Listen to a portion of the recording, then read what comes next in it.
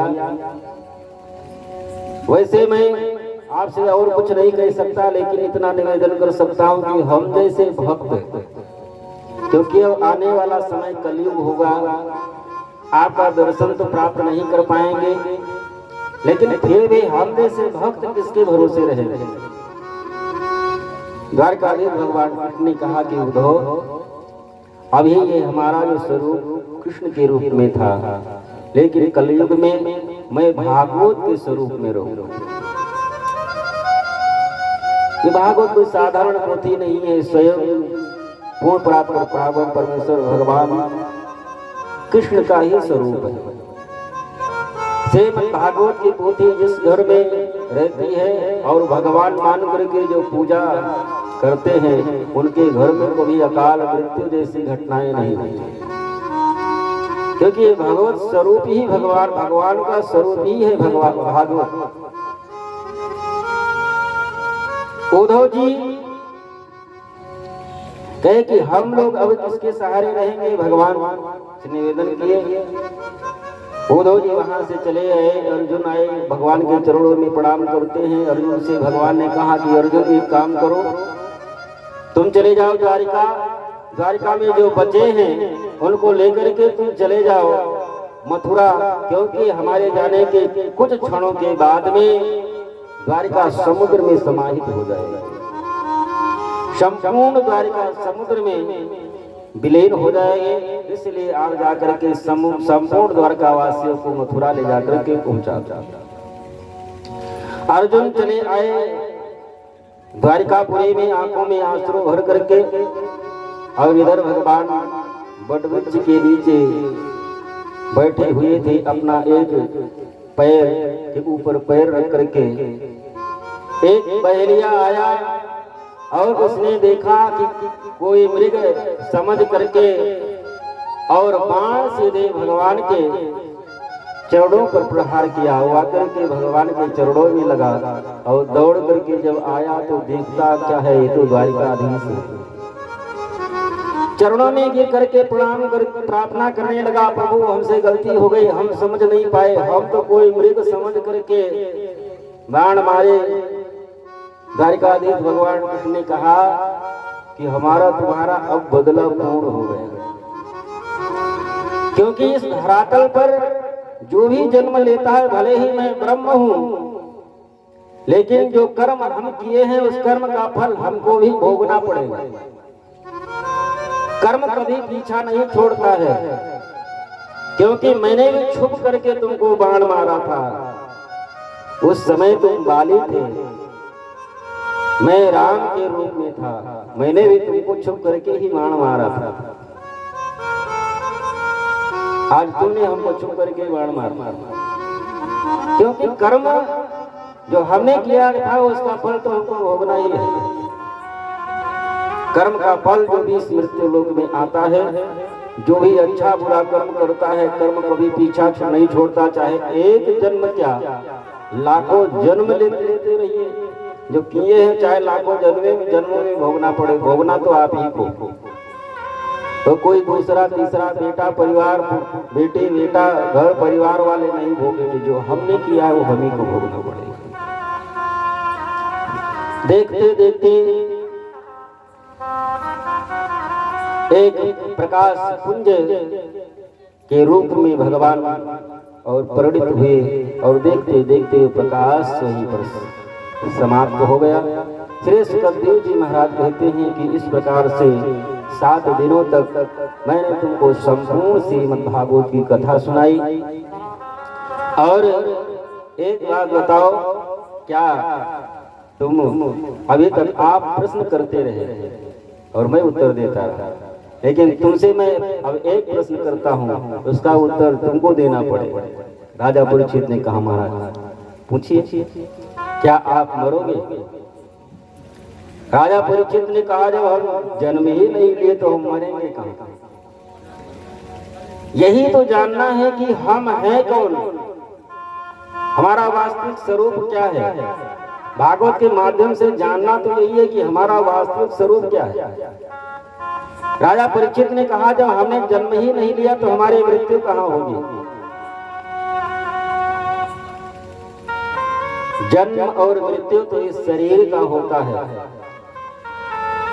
शरीर जन्मा है, शरीर मरेगा। हम तो उस परमात्मा के अंश हैं, अजर अमर हैं, हमको तो परमात्मा में ही विलीन हो जाना है। सुखदेव जी महाराज समझ गए कि वास्तव में पूर्ण रूप से भागवत को राजा परीक्षित ने अपने हृदय में उतारा है।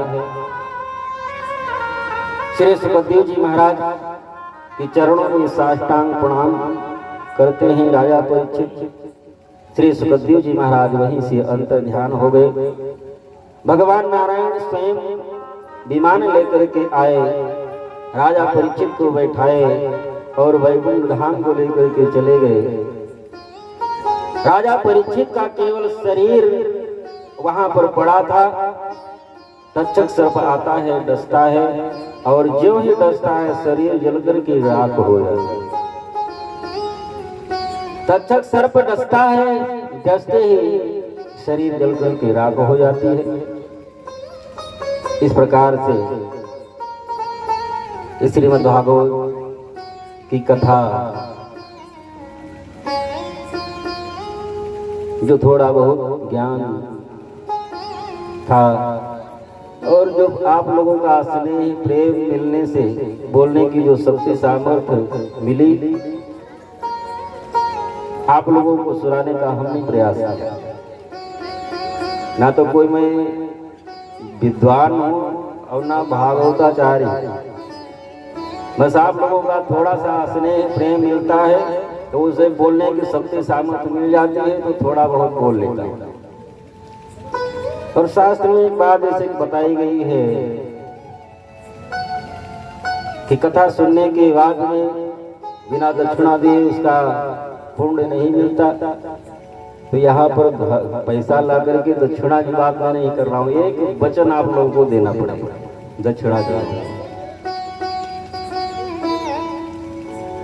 आपको वचन एक ये देना है कि मानव का शरीर मिला है, परमात्मा ने बड़ी कृपा करके दिया,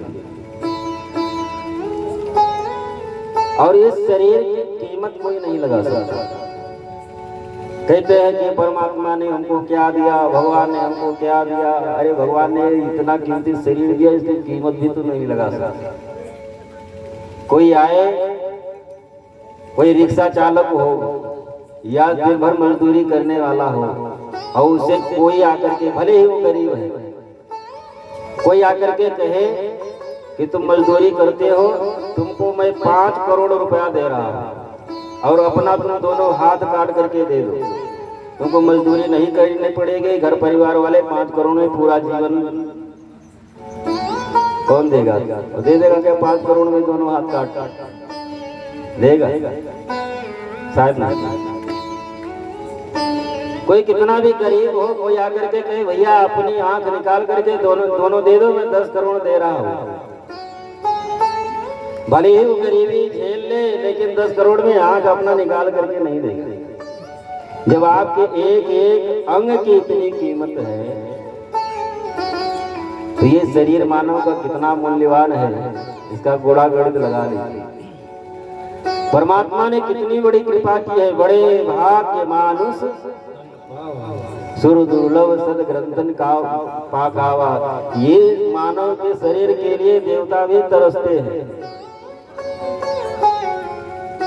ये मानव शरीर के, क्योंकि ये मानव शरीर के द्वारा ही ये सौभाग्य कथा सुनने का सौभाग्य मिला है। बाकी 84 लाख योनियां हैं, उनको ये सौभाग्य नहीं है कि वो आकर के बैठ करके कथा सुन सके।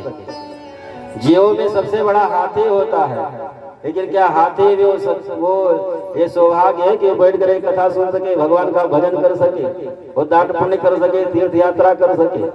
ये सौभाग्य केवल आपको प्राप्त है। 84 लाख योनियों में केवल मानव को ही ये सौभाग्य प्राप्त है कि वो भगवान का भजन कर सके, साधु संतों की सेवा कर सके, कथा सुन सके, तीर्थ यात्रा कर सके, अपने माता पिता की सेवा कर सके, साधु संतों की सेवा कर सके।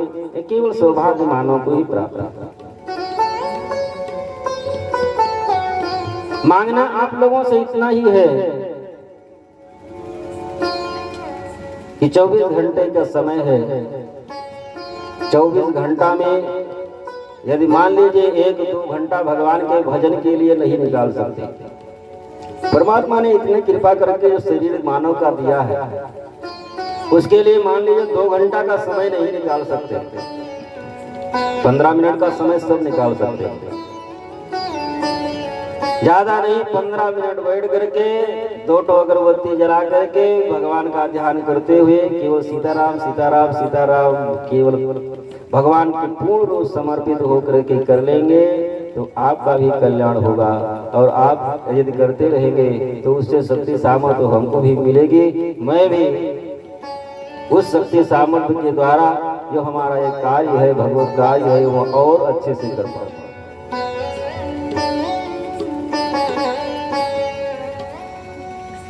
और कोई जरूरी नहीं है कि भगवान का नाम लेने के लिए स्नान ही करना है, नहीं करना है, करने की इच्छा है कभी भी किसी भी समय सोते जागते उठते बैठते शाम को खाने पीने के बाद में भी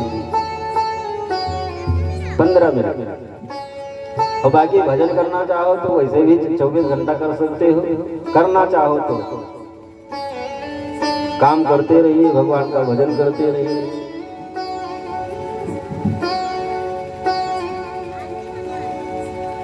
आइए